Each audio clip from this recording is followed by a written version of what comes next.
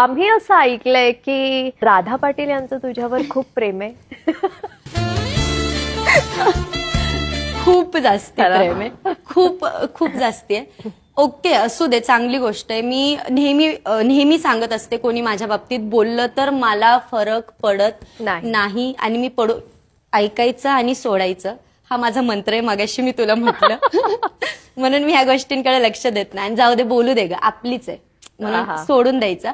एवढं काय आहे की फक्त माझं नाव घ्यायचं आणि काहीही बोलायचं, ह्या गोष्टी आहेत. पण ठीक आहे, बोलू दे. माझ्यावर प्रेम आहे, प्रेम आहे, प्रेम आहे. क्या बात. आणि खूप जास्ती आहे, खूप जास्ती आहे, खूप जास्ती आहे. एक्झॅक्टली, म्हणून मी म्हटलं की खूप प्रेम आहे आणि मी लक्ष नाही देत. आता मला एवढे लोक बोलतात वगैरे, ट्रोल करतात, काय काय काय काय होतं. त्याच्या खाली जे लोकांचे जे कमेंट्स असतात ना, म्हणजे जे माझ्यावर प्रेम करतात त्या लोकांनी, म्हणजे मी उत्तर देण्याच्या अगोदर उत्तर तिथं खाली सगळ्यांनी दिलेले असतात.